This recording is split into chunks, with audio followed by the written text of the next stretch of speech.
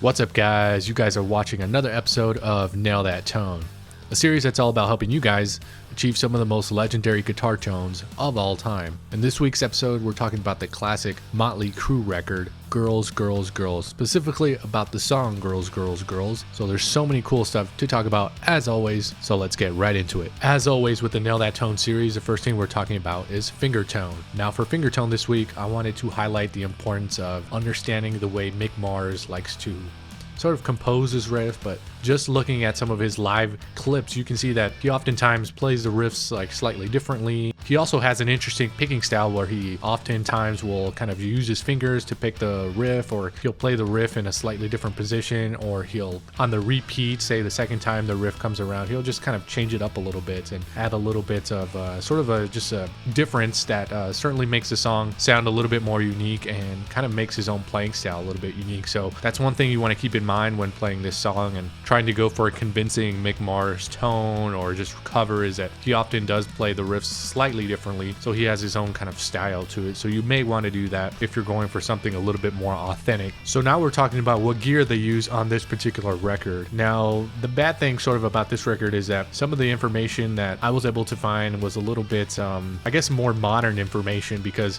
going back and looking into what they actually used during like the early 80s and late 80s, it was difficult to find information about the band and what they were using at the time. So some of the information that I was able to find is kind of what Mick Mars uses today. So now my main source for the information that I was able to get was pretty much some internet links of certain websites where I found some pretty credible information. It does seem pretty credible because we do see some direct quotes from Mick Mars himself and some actual pictures and some good insight, and it looks like whoever wrote these articles or whatever definitely did his research on that stuff. So there's so much information presented in these links and so much about the guitars and amps, so I won't go through all of them. I'll just mention again the basic stuff that I think that I hear on the record. Like I hear Marshall stuff obviously, and we do see that he still uses that to this day, some Marshall amps and just some good solid Gibson guitar, some Fender stuff or Super Strats or whatever. So it's all stuff that you would think Mick Mars would use, and I'm assuming that the stuff he uses now is very similar to what he would have used on the record back in the day. So now we're talking about the gear I use to get the tone you guys heard in the beginning of the video. Now for this particular video, I did decide to use my JCM 900. I think it's a great amp and very similar to the JCM 800. There are some slight differences in the different amps because I've had both of them, and I do think that the 900 is a great amp. So I decided to showcase kind of the way it can sound and how it can kind of sound similar to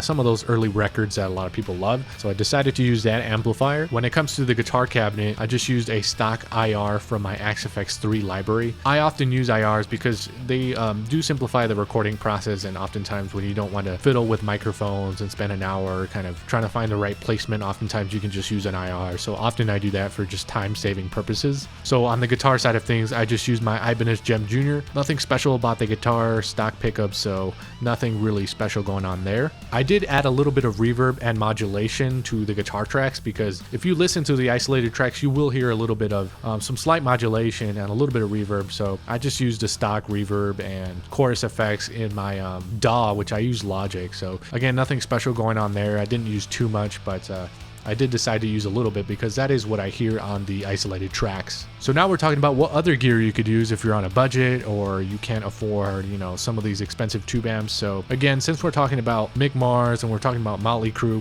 I think using a budget Marshall amplifier would probably be your best guess when you're trying to go for a Motley Crue tone, especially from this album. Again, for rock, I mean classic Marshall stuff, any budget Marshall like the DSL line or some of the early kind of MOSFET Marshalls that were kind of solid state. If you can find one of those, I know sometimes those things aren't too expensive, so I would recommend using some kind of budget Marshall for this type of tone. It doesn't have to be a tube one necessarily, but of course that's what I would recommend, because that is the mid-gain kind of amp sound with the British voicing. If you listen to the isolated track of this particular song, you'll hear that it actually isn't too gainy, and it's really the quad tracking or the double tracking of this recording that kind of gives you a little bit more of that fullness and that attack. The the tone itself is actually not very gainy. So again, any kind of Marshall will definitely get you in that kind of gain category. And when it comes to the guitars or cabinets, I would just recommend, if we're talking about guitars, you definitely want to use a humbucker type pickup, because that's likely what we hear on this record. And when it comes to guitar cabinet, I always recommend just using any kind of speaker that to you sounds good, to